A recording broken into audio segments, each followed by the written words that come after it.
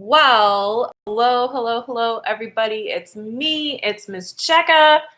Um, I'm excited to do Nerd Hangout with you today. I'm not gonna lie, a little freaked out right now because after we read that creepy short story yesterday, I started reading a book on my own, and it's about a haunted house and all kinds of creepy things happen in it, and woo, I hadn't read scary stuff in a long time.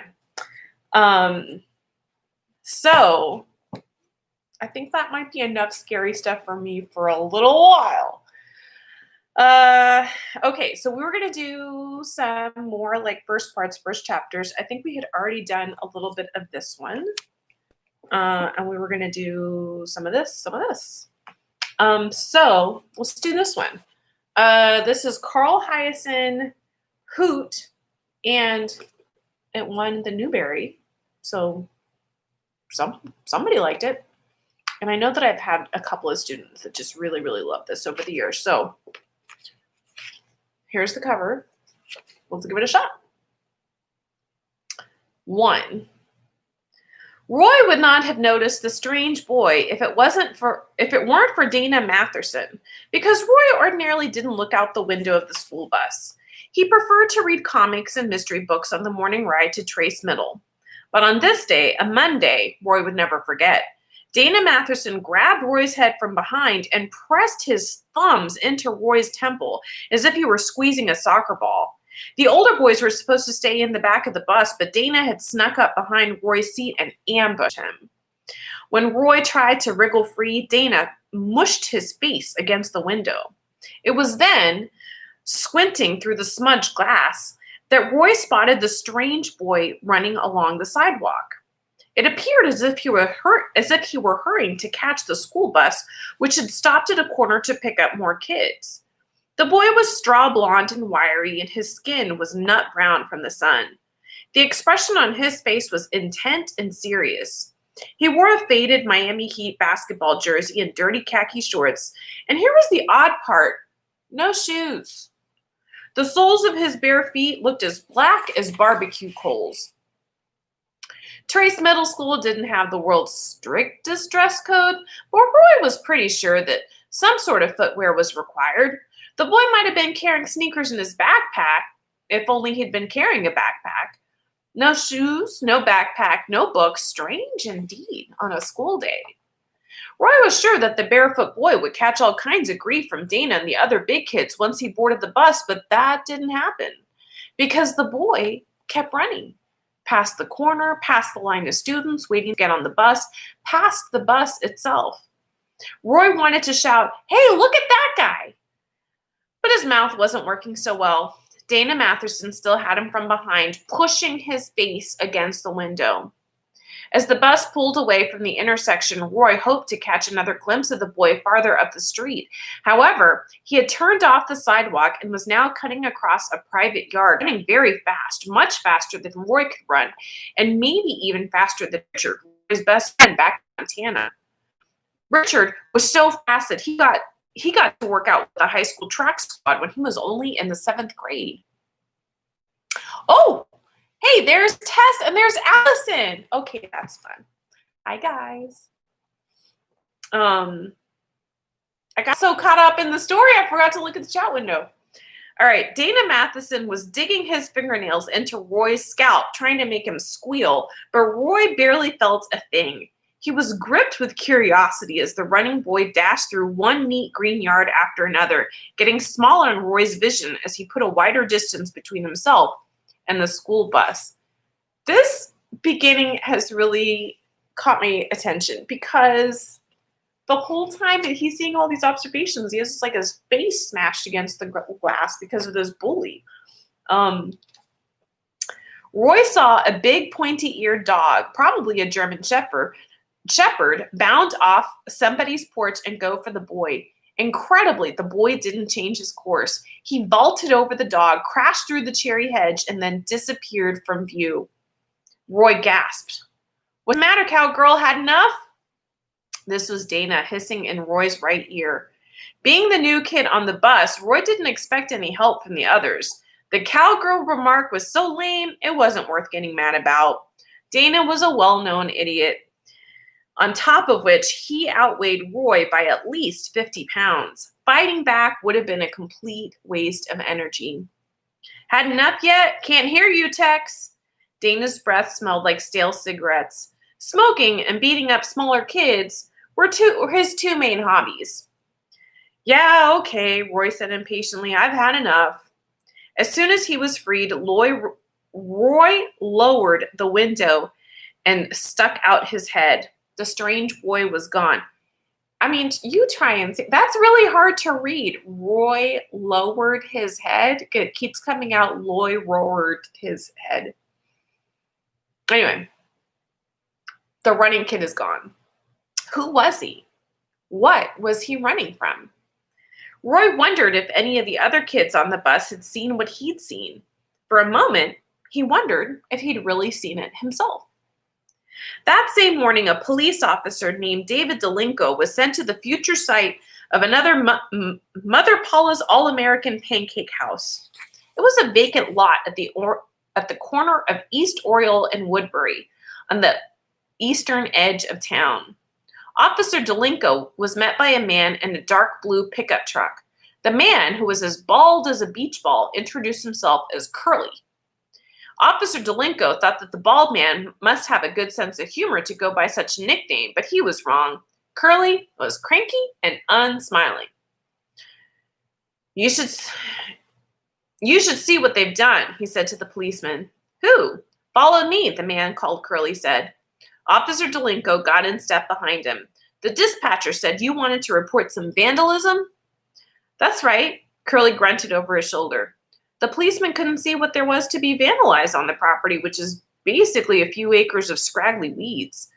Curly stopped walking and pointed at a short piece of lumber on the ground. A ribbon of bright pink plastic was tied to one end of the stick. The other end was sharpened and caked with gray dirt. Curly said, They pulled him out. That's a survey stake? Asked Officer Delinko. Yep, they yanked him out of the ground, every damn one. Probably just kids. And then they threw him every which way, Curly said, waving a beefy arm. And then they filled in the holes. Well, that's a little weird, the policeman remarked. When did this happen? Last night or early this morning, Curly said. Maybe it don't look like a big deal, but it's going to take a while to get the site marked out again. Meantime, we can't start clearing or grading or nothing. We got backhoes and dozers already leased, and now they got to sit. I know it don't look like the crime of the century, but still, I understand, said Officer Delinko. What's your estimate of the monetary damage? Damage? Yeah, so I can put it in my report. The policeman picked up the survey stake and examined it. It's not really broken, is it? Well, no. Were any of them destroyed? Asked Officer Delinko.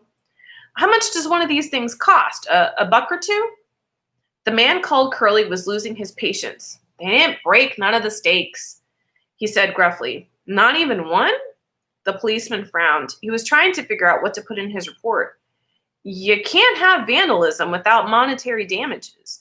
And if nothing on the property was broken or defaced, what I'm trying to explain, Curly said irritably, it's not that they messed up the survey stakes. It's them screwing up our whole construction schedule. That's where it'll cost some serious bucks. Officer Delinko took off his cap and scratched his head. Let me think on this. And let me explain real briefly. Not well, because I don't understand construction myself very much, but you have seen on the side of the highways or like at a construction site, little stick, little palito, and then it has a red, like a pink, super bright neon ribbon around it.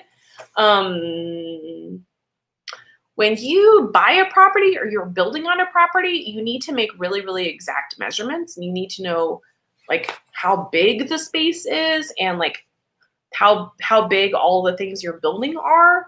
And that's what those stakes are for. That's not the best explanation. That's the best one that I've got. I know that sometimes you'll see surveyors with like machine equipment, like that they look through and then they can measure long distances. But But I'm afraid I don't know very much about it. But anyway, that's why this man is freaking out. It's not because somebody has like pulled up all of these sticks. It's because without those sticks, they can't do the construction because they can't take the survey measurements. Walking back to the patrol car, the policeman stumbled and fell down. Curly grabbed under one arm and hoisted him to his feet. Both men were wildly embarrassed. "Stupid owls," said Curly. The policeman brushed the dirt and grassburrs off his uniform. "Did you say owls?" Curly gestured at a hole in the ground. It was as big around as one of Mother Paula's famous buttermilk flapjacks. A mound of loose white sand was visible at the entrance. "That's what you tripped over," Curly informed Officer Delinko. "An owl lives down there?" The policeman bent over and studied the hole. "How big are they?" "About as tall as a beer can." "No kidding," said Officer Delinko. "But I had never seen one, officially speaking." Back at the patrol car, the patrolman took out his clipboard and started writing the report. It turned out that Curly's real name was Leroy Brannett, and he was the supervising engineer of the construction project.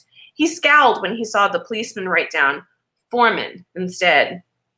Officer Delinko explained to Curly the problem with filing the complaint as vandalism. "My sergeant's going to kick it back to me because technically nothing got vandalized. Some kids came on the property and pulled a bunch of sticks out of the ground." "Well, how do you know it was kids?" Curly muttered. "Well, who else would it be? What about them filling up the holes and throwing the stakes just to make us lay out the whole side all over again? What about that?" It puzzled the policeman, too. Kids usually didn't go to that kind of trouble when pulling a prank. "Do you have any particular suspects?" Curly admitted he didn't. "But okay, say it was kids. That doesn't mean it's not a crime." "Well, of course it's a crime," Officer Delinko replied. "I'm saying it's not technically vandalism. It's trespassing and malicious mischief." "That'll do," Curly said with a shrug. "Long as I can get a copy of your report for the insurance company, at least we will be covered for lost time and expenses." Officer Delinko gave Curly a card with the address of the police department's administration office and the name of the clerk in charge of filing the incident reports. Curly tucked the card into the breast pocket of his foreman shirt. The policeman put on his sunglasses and slid into his patrol car, which was as hot as a brick oven. He quickly turned on the ignition and cranked the air conditioner up full blast. As he buckled his seatbelt, he said, "Mr. Brannett, there's one more thing I wanted to ask. I'm just curious." "Fire away," said Curly, wiping his brow with the yellow bandana. "It's about those owls." "Sure. What's going to happen to them?" Officer Delinko asked. "Once you start bulldozing, I mean." Curly the foreman chuckled. He thought the policeman must be kidding. "What owls?" he said. Okay. There's still a couple of pages left in this chapter, but if we're going to have time to read the first chapter of this one, I got to switch. So do you want me to keep reading this chapter? I want me to switch. You got to tell me in the chat box. I gotta admit, I'm a little intrigued about these owls, and I also really want to know what's the connection between the running kid, the kid that's getting bullied, and the construction site. I don't know what's going on there. We know that owls have to be important for the story in some way because of the title and the cover, right? You guys aren't saying anything, so I'm going to finish reading the last couple pages. All day long, Roy couldn't stop thinking about the strange running boy. Between classes, he scanned the faces in the hallways on the chance that the boy had come to school late. Maybe he'd been hurrying home. Oh, Tess says, can I start the next book? Well, fair enough. Okay, then I'm going to put this one aside and Space Case. All right, so this is the one that I can't tell if it's part of the series or not. But it has an astronaut or multiple astronauts on the cover, and I like space, so I'm doing it. Okay.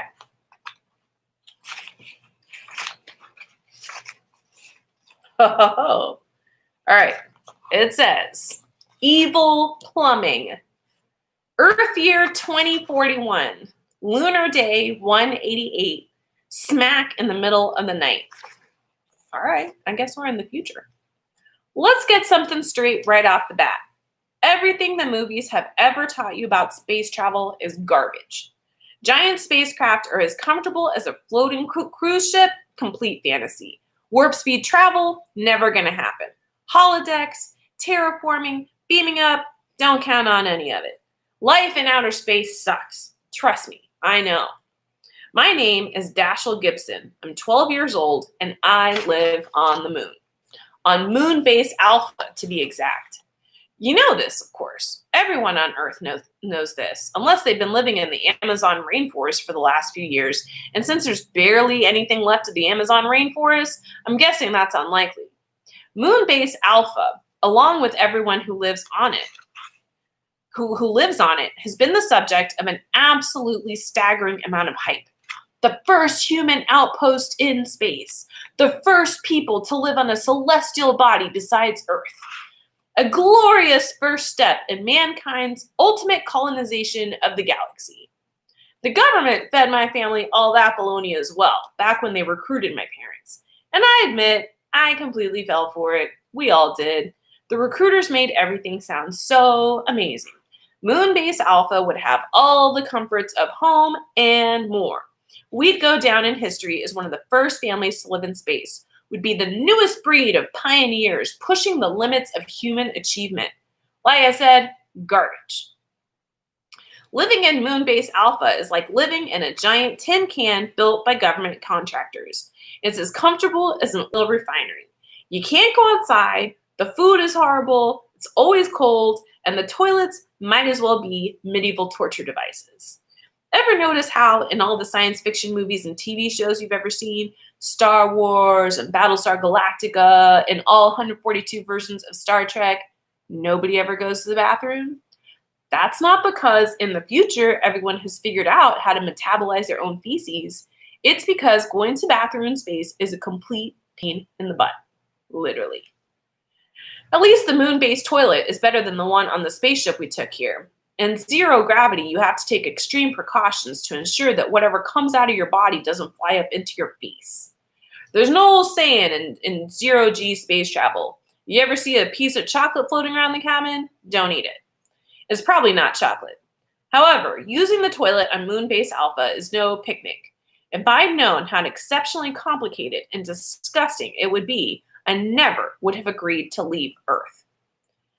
It was because of one of those evil toilets that I wound up involved in far more trouble and danger than I ever could have imagined. Now, before you get the idea that I'm some whiny, ungrateful kid who just likes to complain and wouldn't be happy anywhere, I'm not. Before my family made the awful decision to come live on the moon, I was as happy as any kid you'd ever met. Happier, maybe. We lived on the big island of Hawaii, which was awesome. Mom worked at WM Keck Observatory, which runs the telescopes on the peak of Mauna Kea. Although the scopes are 13,000 feet up, they're managed remotely from the town of Waimea. Waimea? I don't know how to pronounce it.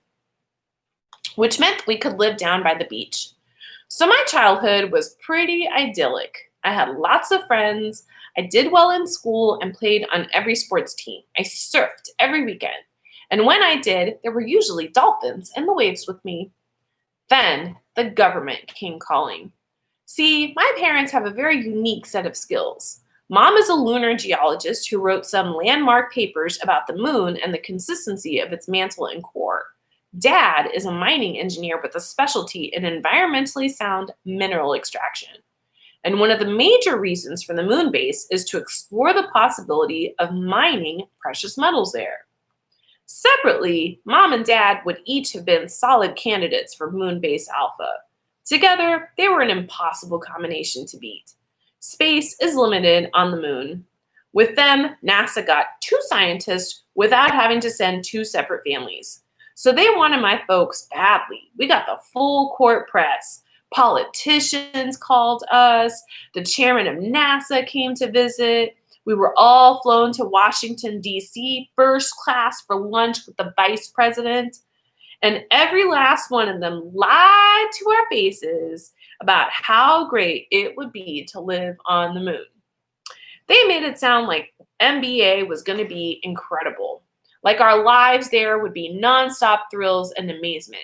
Imagine hearing that you've just won a free 3-year stay in the most luxurious hotel in the most insane location imaginable. Oh, and you get to be famous too. Not flash in the pan, one hit wonder, reality TV famous. Have kids learn about you in school 100 years from now famous. We were going to be lumped in with the greatest explorers of all time, maybe even score our own chapter in the history books. Columbus, Magellan, Neil Armstrong, the Harris Gibson family of Moon Base Alpha. It all sounded too good to pass up. So we said yes. Okay. We are not done with the first chapter, but we are out of time. I want to know, and I don't want to know about Moon Base Alpha bathroom. Okay, guys. Well, I enjoyed these first chapters with you. I feel like we need to read a little bit more Space Case. I don't know. I don't know if next week you want to read a couple more first chapters because I'm kind of in the mood for them. But anyway, be good. Eat your fruits and vegetables, and I see you next time.